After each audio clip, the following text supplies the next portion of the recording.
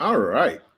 Um, so one of the things we've talked a little bit in the past about is the $12 trillion transfer in small businesses that's coming, but we hadn't talked about this $67 trillion wealth transfer. So I wanted to make this video really quickly here in Vegas. Shout out, actually going to be meeting with one of our good merger brokers here in a bit, Jeremy. Shout out to you. He's in town and gonna catch up with some friends of mine from Chattanooga that are here.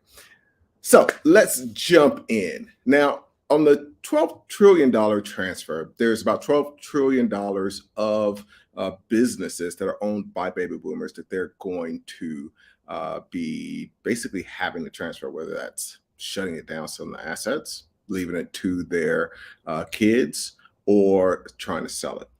But in addition to that, there's $67 trillion in liquid assets that's going to be transferred.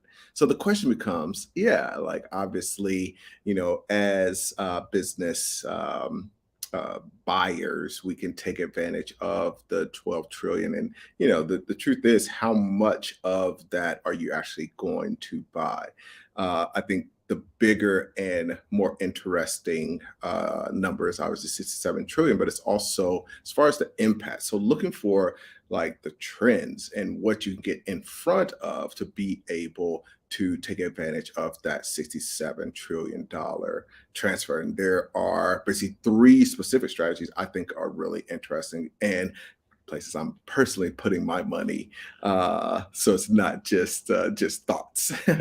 So the first is you want to think about who are the people that are going to be getting this money and what are they going to do with it. So obviously they're going to want to invest it, but I think that a lot of the money that's in those old school companies like the Fords of the world that maybe their parents invested in, as the wealth is kind of transferred, they're going to move to these new age companies, and I think it's part of what we're already seeing.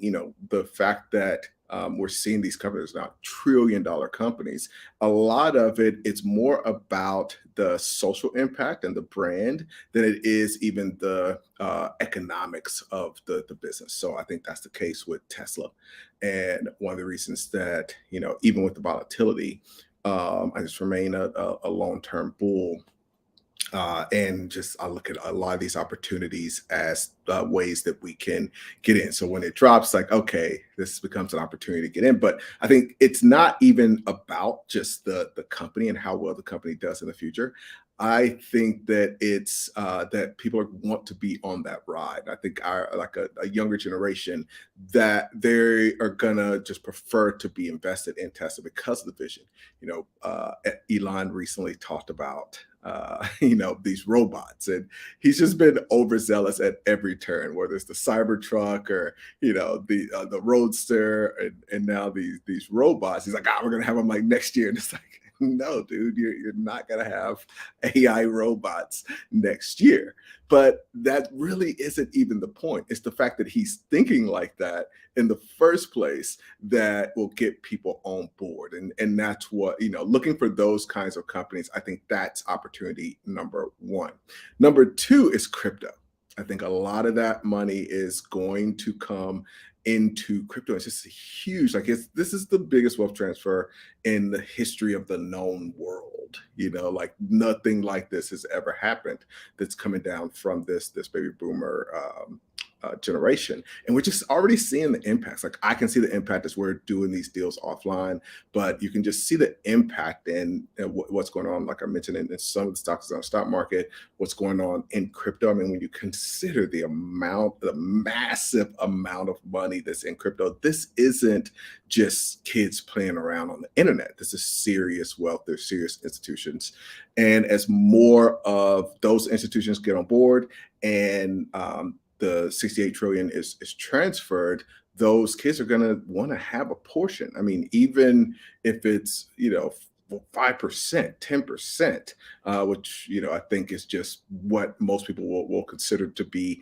the standard minimum amount that you want in a well diversified portfolio that expands the crypto market to another level. So looking at crypto from that standpoint of not just, hey, what's going on here, but what's coming. And I think again, a big portion of that will come. Now, the third one I think is for the folks that want to be active. So if you're looking to be active, a lot of that 67, 68 trillion is going to be looking to buy businesses. So one of the reasons that we've been actively growing and bringing on more brokers to Good Merger and training people on how to become merger specialists, become business brokers, become lending brokers, is that there's a lot of those folks that are don't want to go and work for a company. They're going to have access to more capital and they're going to buy businesses. And that becomes an opportunity for us to help them find those deals and connect the two parties. Because at the same time, there are the 12 trillion that need to exit. And then you have this new generation of folks that have access to capital. And as we've seen the trends in the US, people no longer want to work jobs. And so to be able to work with people, bring on the clients like we do, help them find the right deal, becomes an expertise that's really valuable, helping them through due diligence, helping them put together the right deal structure, helping them get access to the capital they need to close the deal. All of those things are really valuable and becomes an opportunity to not just go out and buy one business, but to kind of scale up a business on top of this trend that I think can generate a lot more money. I think I was talking to one of the PEFI members, and he was asking. Actually, no, I'm sorry. He's in Deal Makers Institute, so he was asking about, okay, I'm looking at these deals. One of the trainings that I give is the difference between being in operations, buying a business and running the business as a business buyer, taking care of the operations and all that, and really focus on deal making. And one of the questions is like, okay, if you're just kind of deal making, what if you just bought a cash cow? And the interesting thing is, I think for me, the cash cow has always been brokering on the side. So you have that as the consistent income while you're flipping deals, doing, creative deals like JVs and consulting for equity and all those things. The consistency is in going out and being a broker, because it's activities that you already have to do as a deal maker. You already have to generate deal flow. You already have to do due diligence. You already have to know how to raise capital. And so you're sharpening your skill set while you're also creating that cash cow. So as some of you know, we are opening today the Good Merger applications. So if you are interested in that, you can text Good Merger to the number on the screen, 585-670-6609, and we'll get in touch with you. If you just want to get on our deal flow list, just text deals to that same number. All right, let's take a couple questions, and I'm going to go hang out with Jeremy from our Good Merger team. Brandon G says, hey, Ace, deal makers rule. Yes, sir. Thanks for popping in, Brandon. Joseph says, good evening. Good evening. We're just we're just past 5 o'clock here in Vegas right now. Kenny popped in, says hello.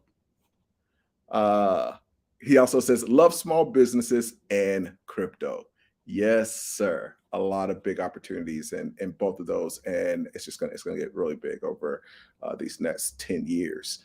All right, thank you all for popping in. Let me pull that number up, and I'll take this one from Brandon before we get out of here. Brandon says, Ace, why is there so much resistance personally when it comes to raising capital? It could be a few different things. Some of it is, being really confident in your skill set. So I found that the better I am at doing deals, the more comfortable I get with raising capital because I know, hey, regardless of what happens with this deal, I know that my ability is there. Now, I can't guarantee anything. And plenty of deals don't work just because that's the statistics. If Steph Curry is an amazing 3-point shooter, but guess what? He misses. Like that's just the nature of how things work. But I think building up your confidence as a deal maker is one of the things that definitely helps to get over that kind of just personal what do they call it, imposter syndrome, that imposter syndrome of like, okay, should I really be out here raising capital? Pirate School, what's up? Good to see you, sir. Said, what's the holy grail of identifying good deals? The holy grail is measured on multiples. I want to get as low a multiple deal as possible. And that's one of the things when I'm talking about the impact of that 12 trillion. Like one of the things we're seeing, like we just closed this deal where it's going to be a basically 1.5 multiple. Did the interview with Curtis that I think is still up here. He's talking about just closing multiple deals at one multiple. So that is the holy grail and the reason that's the holy grail is that it's all about how quickly you get your money back. So if I can get my money back in 1 year versus 3 years, and now we're seeing with internet deals 4 or 5, I did the post on micro acquire, you're seeing these crazy, the reason that that's so crazy when you're looking at like a 37 multiple, it's like, wait a minute, I gotta wait till I'm 80 to get all my money back. Like this is nonsense. So that is the number to focus on and trying to get that number as low as possible. Joe said, any viewpoint on the restaurant industry? We just brokered a deal on a restaurant. I've done a lot of restaurants. It's so interesting.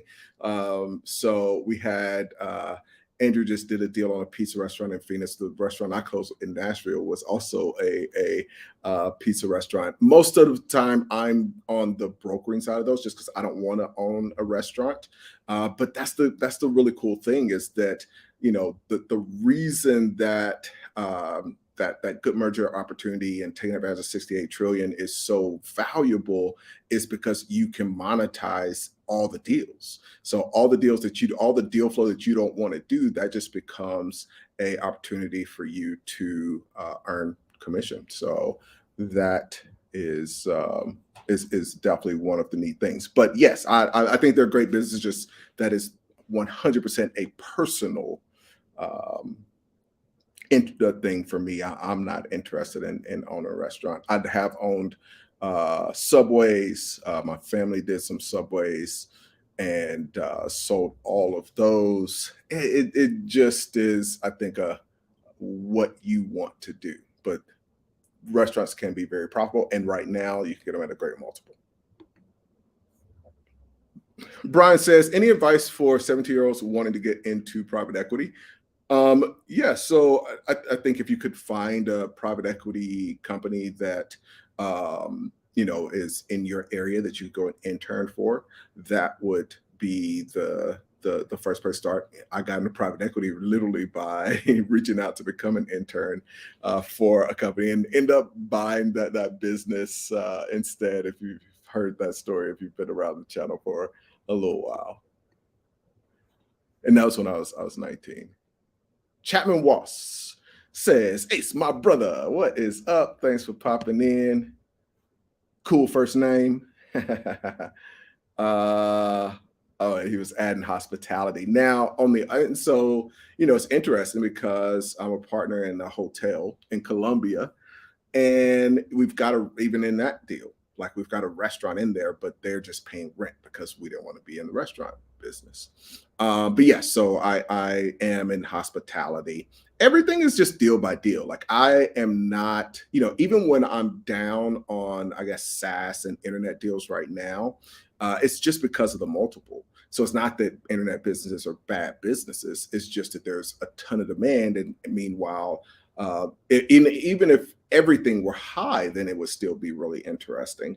But as long as you're going out and you're finding a really great deal and focus on that holy grail we just talked about to make sure that you're not overpaying, then all of those can be great opportunities.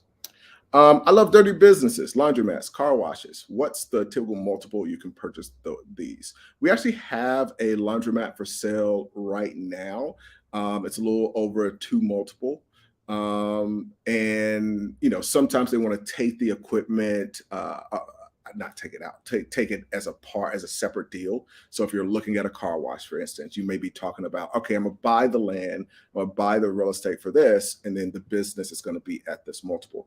In some cases, you can negotiate to do a lease. So how you structure that will be deal by deal, but you're still, you don't want to go above that three multiple for any of these for the business. That's the important part there. And then there's some other things. I mean, you want to make sure that even if you're looking at the real estate, that you are if you, let's say you pay cash for the real estate, to come up with the multiple for the business, you want to look at the market for real estate like that, figure out what that lease would be, and make sure that after that cost, you're still getting a good ROI and a good multiple. All right, all right. Y'all got the dark questions today. Popping in on the set. I figured it'd be pretty chill because it's Saturday. I do have the role in a minute, but loving the questions. Darius says, I need to start speaking with business lawyers and CPAs who are familiar with e-commerce businesses.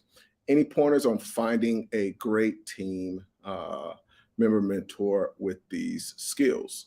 So yeah, if you're in a town with like a chamber, like most cities, even if it's a small town, they have some kind of chamber. But you want to go to your chamber, find out who the CPA or who the attorney is that is working with tech companies.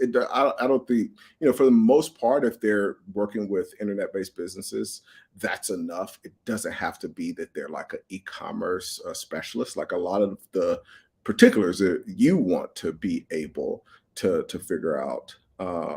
But yeah, in both of those cases, going to your chamber will help. ALB, what's up? Says, hey Ace, would you recommend to buy a online business? So as I was just mentioning, I think it really depends. Right now, you have to be extra diligent about the business that you're buying online. There's a lot of demand. There's a lot of multiples that are too high. A lot of business selling at multiples that are just too high. And so for newbies, if you don't know what you're doing, I'm just very hesitant to say it's a good move. But if you've got a lot of experience, you know what you're doing, then just due diligence is crucial, valuation is crucial right now with the online market. And when you compare that to offline, it's just when you got to pay 3 times the value of the business, get 3 times less ROI because the business is online, that makes it a lot less attractive. And it's one of those things where you can get more financing offline, and you can still manage that. A lot of these businesses, if you're filtering the right way, we're doing a deal in Phoenix right now. That's an offline business, but the owner of that business is running it from Pittsburgh. So if I were you, I would be looking at a deal like that. Like, how do I find the offline business that's already been run like an internet business? That's the little secret that nobody's paying attention to. Darius says, oh, and I hope all is well on your end, brother. It is. It is. I certainly appreciate it.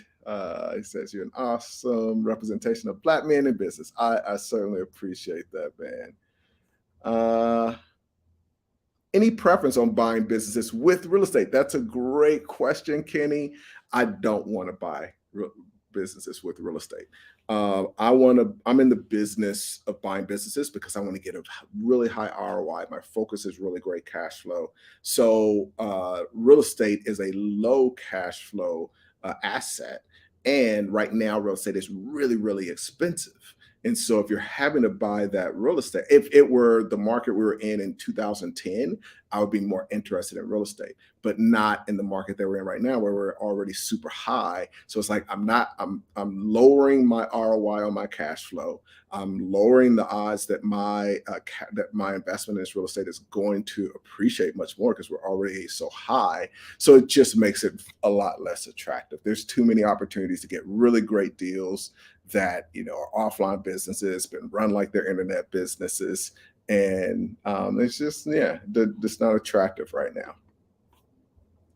Joseph says, "Thank you. You are very welcome. What is your opinion on buying postal shipping stores? Is it profitable?" So with those in a lot of those franchises, in general, I'm a big fan of franchises. So if you're looking at like a UPS store or something like that, what you want to look at, there's a couple things. So you want to look at how that franchise is doing in comparison to the other franchises, and then you want to make sure that even on a franchise level, you're happy with that income. So we do a lot of deals that are franchise based, and that's one of the benefits. It's not like you're just going into that deal and you're stuck trying to figure everything out yourself. So let's say there are a couple of different options. Let's say this business is at the top. You do the research, and this business at the top of it's the number one producing franchise. What that means is that there's not going to be a lot of growth opportunity. So you want to make sure you're buying that business at what you feel like you're really happy with, and not going in thinking, oh, I'm going to double this income. Now let's say we're at the middle or the bottom.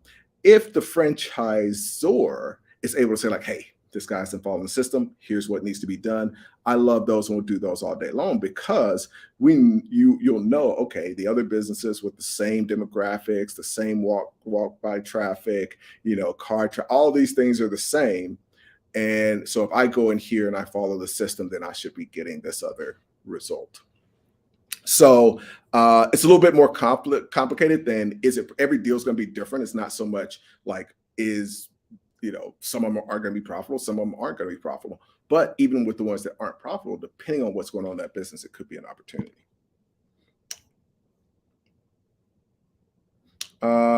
What about the model of acquiring properties on full seller finance terms? Yeah. So, and even selling them, like we just sold a business where, we're basically taking a payment over time for that real estate. Again, you're just doing it as if, that is an expense. And then after that, you're buying the business on a multiple after that income.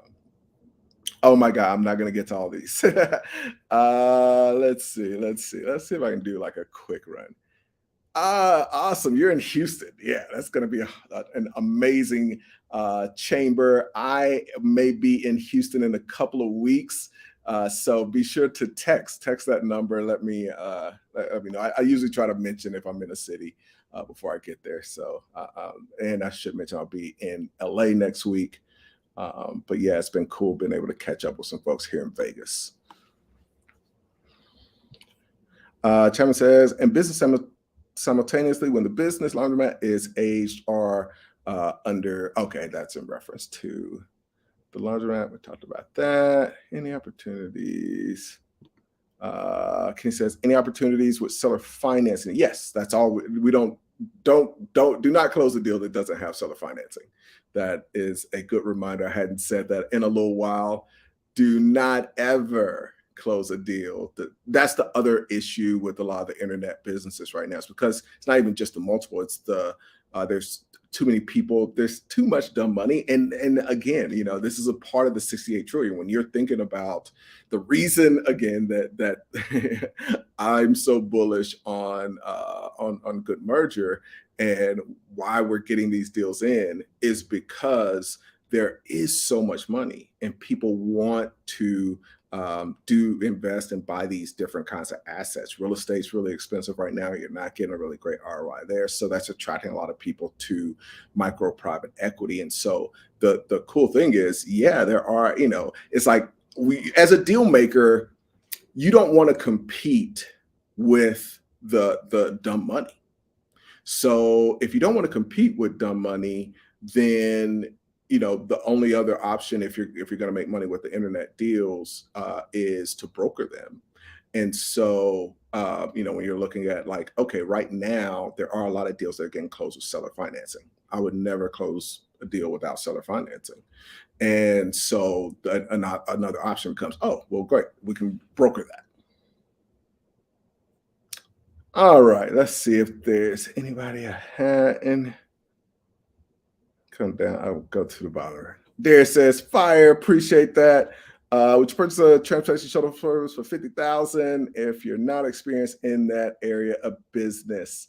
There's so much more to get into. If you, I will say in the Patreon, check out patreon.com/Ace Chapman. I review deals in there.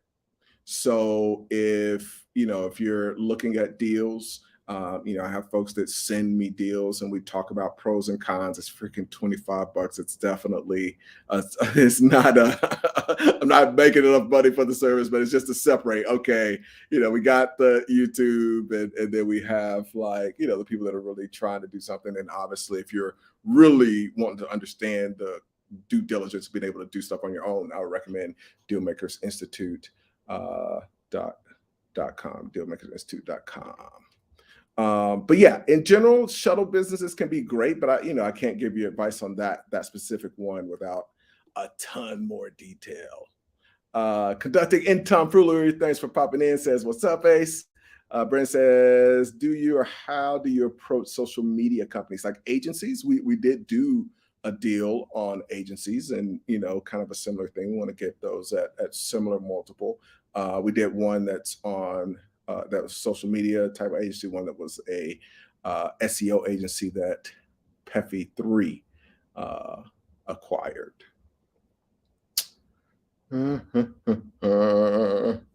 All right. I do have to roll. Now I know I got to jump on Saturdays more often. Y'all are coming with some really great questions. If I didn't get to your question, I apologize. Thought it was just going to be a quick jump on, but now I know Saturdays. I'll try to block out a Saturday so we could really chop some stuff up. Great questions today. I thank y'all. Thanks for popping in. Let me pull up. This is the number if you want to get access to deal flow as well.